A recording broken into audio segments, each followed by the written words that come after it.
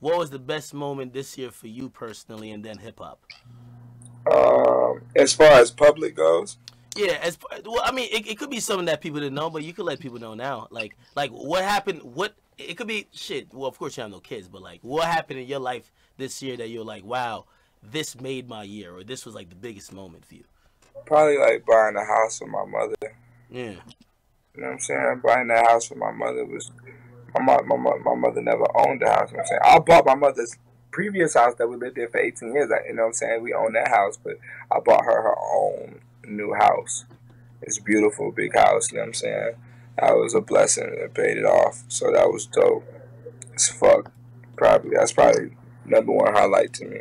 I got my dad a crib too, but I gave him all the money for it. He building it from scratch. So he, really, yeah, he building it. But that's yeah, dope.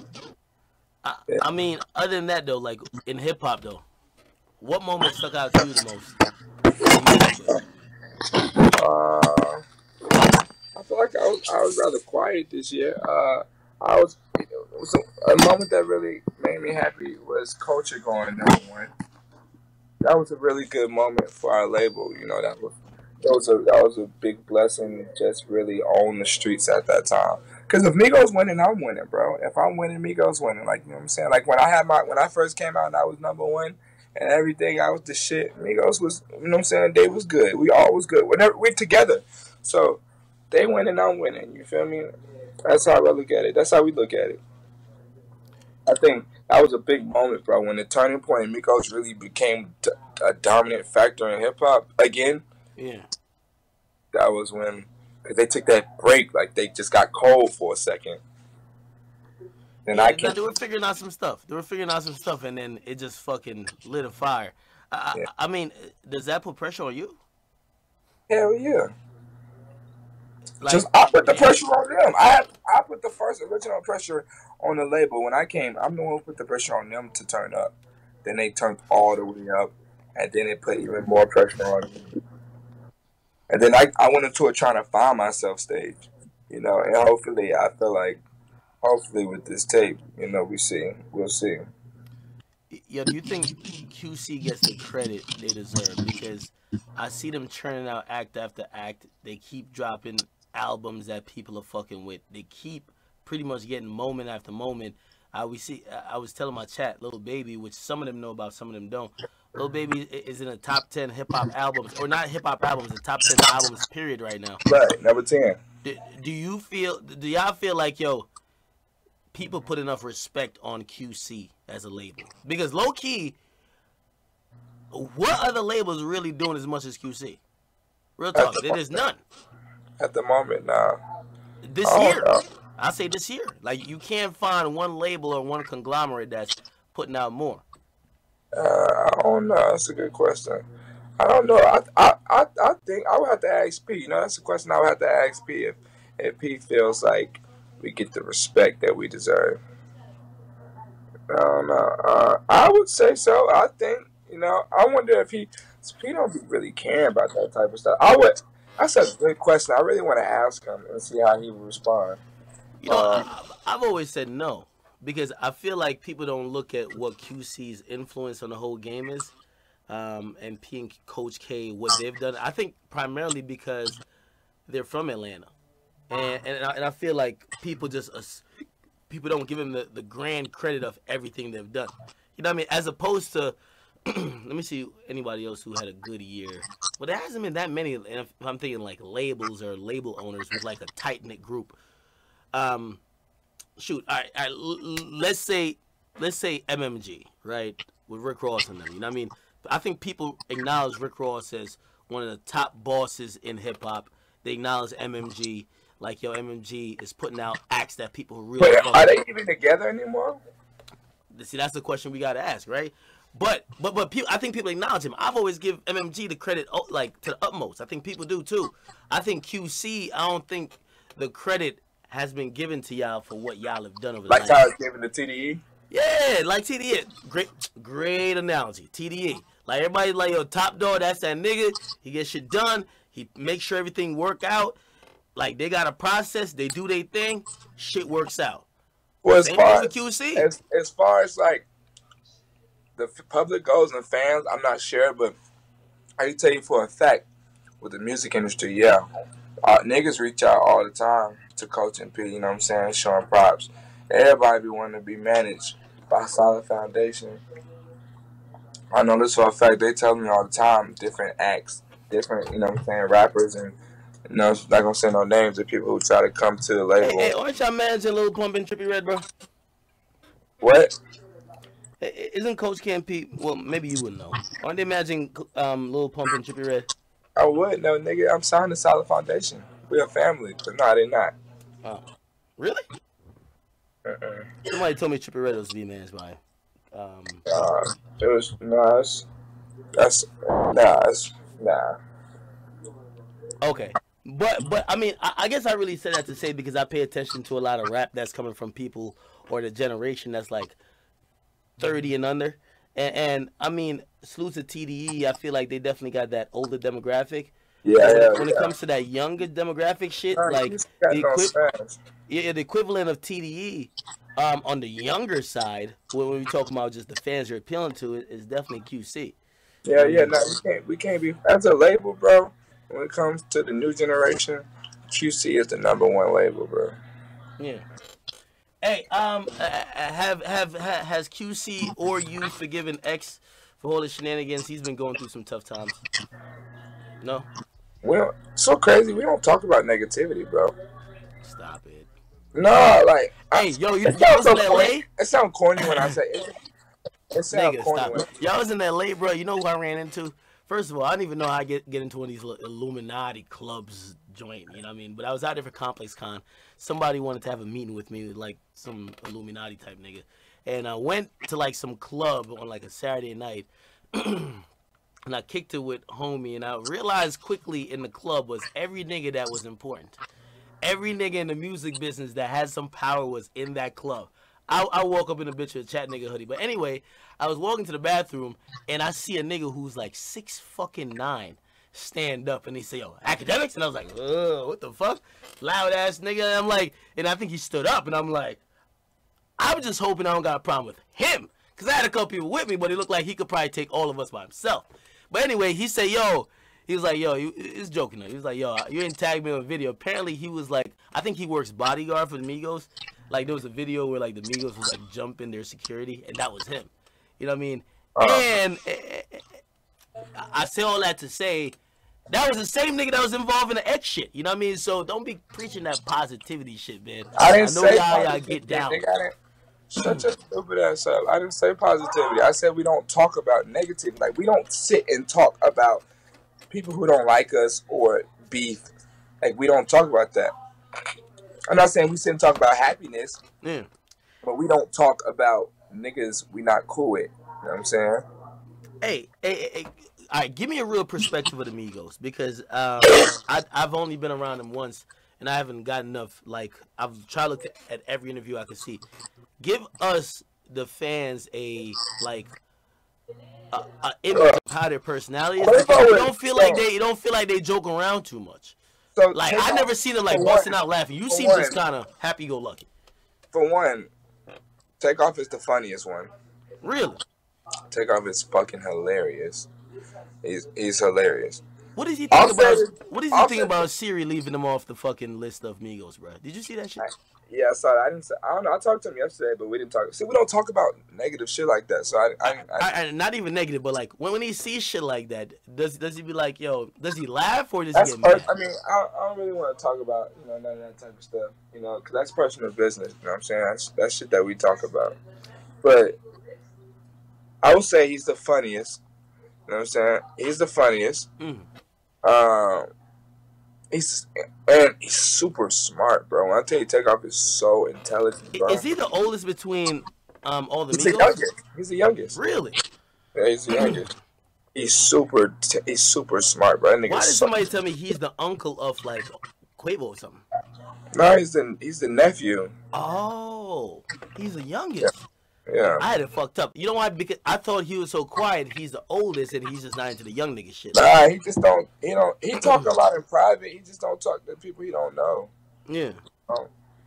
Offset is like, he's the most mature, but he still can be like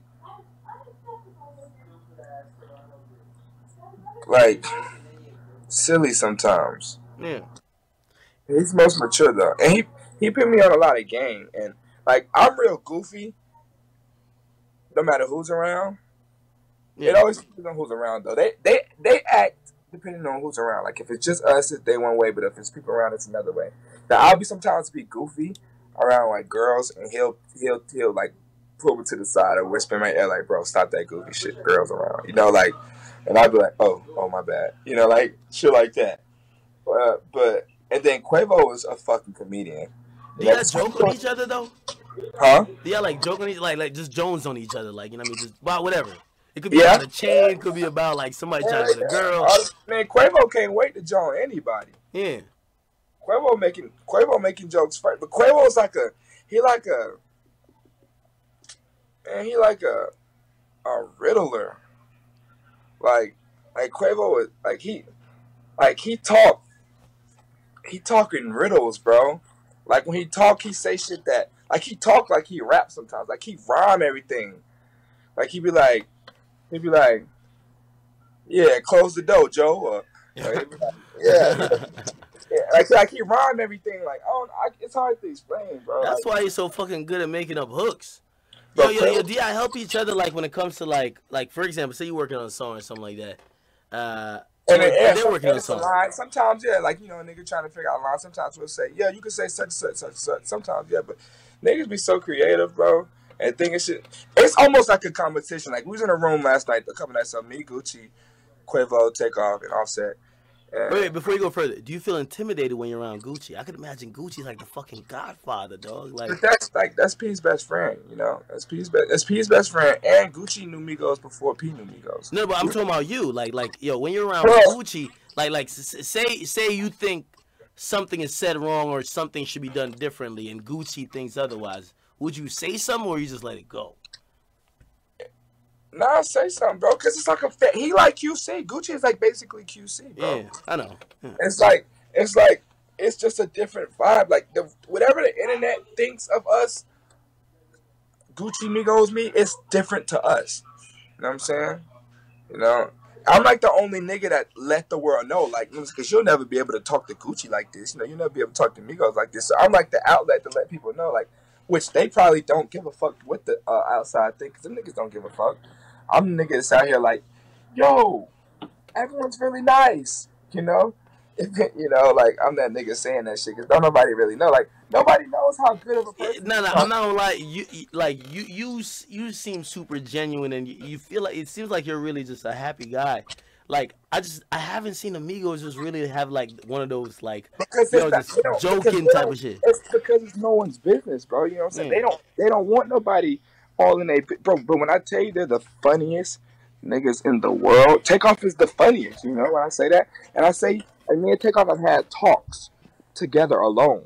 Like he's so smart. The things he want to do with life, like the things he do with his money, like he's just so smart, bro. You know what I'm saying? And then Offset was locked up. Offset was locked up in jail with my older brother, my blood brother, who's still in prison now.